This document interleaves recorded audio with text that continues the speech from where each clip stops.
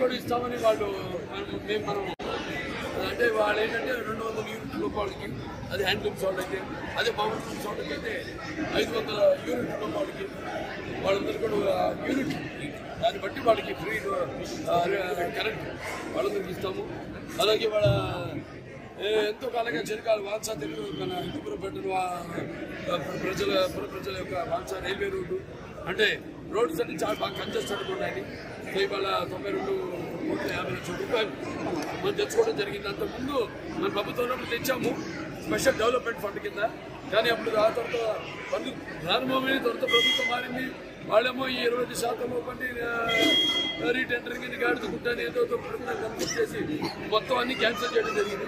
వాళ్ళు మళ్ళీ కొత్తగా ఇప్పుడు దాన్ని పెరిగింది. ఈ 5 ఏళ్లలో అన్ని ఎస్కలేషన్ అయిపోయింది. అంటే మెటీరియల్ కాస్ట్ అయితేనేమి దాంతో ఇవాళ 92,50,00,000 రూపాయలతో ఇవాళ మొట్టమొదటి అంటే ముందు రైల్వే రోడ్ దాని యొక్క వైడ్నింగ్ కార్యక్రమాన్ని ఈరోజు ప్రారంభించడం జరిగింది. అలాగే మిగతా అన్ని చాలా కార్యక్రమాలు చేయడం ఏవేవైతే మనం వాగ్దానం చేసామో అన్నీ కూడా ఇప్పుడైతే 15 కోట్లు అవడానికి చూస్తుంది వచ్చే శాంక్షనింగ్. దాంతో ఇలా హిందూపురం పట్టణ ఈ మౌలిక సదుపాయాలన్నీ కూడా, అలాగే ముఖ్యంగా సుందరంగా ఈ యొక్క పట్టణానికి తీర్చిదిద్దామని మన సూరపుకుంట ఎకో పార్క్ కింద, అంటే ఎకో పార్క్ అంటే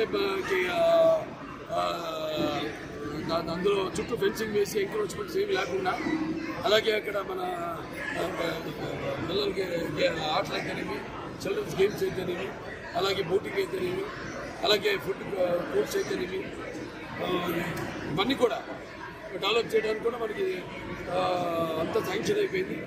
అతి త్వరగతిన ఈ పనులను మొదలు పెడతాము.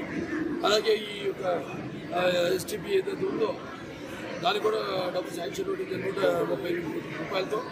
సో అది కూడా ఏదైతే కొట్టుకుని జరుగుతుందో, మరి ఇంత ఆర్థిక భారం ఉన్నా కూడా రాష్ట్రం మీద మరి మా గవర్నర్ అయిన మన ముఖ్యమంత్రి నారా చంద్రబాబు నాయుడు గారు ఆయన ఈ యొక్క ఎన్డీఏ ప్రభుత్వం ముందుగా సపోర్ట్ కనపడుతుంది. ఎన్డీఏ ప్రభుత్వంలో వారి కేంద్ర ప్రభుత్వం సహాయ సహకారాలు, ఈ యొక్క ఆర్థిక వనరులు ఏదైతే అనుకుంటూ ఆయన తెలుగుతో ఆయనకున్న బ్రాండ్తో ఇవన్నీ చేయగలుగుతున్నారు. సో కాబట్టి రాష్ట్రం కూడా పరిగెత్తిన కేవలం హిందూపురమే కాదు, రాష్ట్రం అంతా కూడా మనం చూస్తున్నాం. మొన్న వైజాగ్లో ఒక సమ్మిట్ జరిగింది. అంతకుముందు గూగుల్ రాబోతుంది మన రాష్ట్రానికి.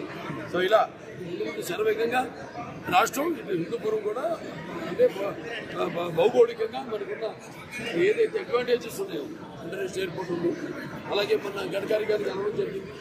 ఆయనతో మాట్లాడినప్పుడు ఆయన రింగ్ రోడ్డు కూడా శాంక్షన్ చేయడం జరిగింది. మనకి 25 కిలోమీటర్లు.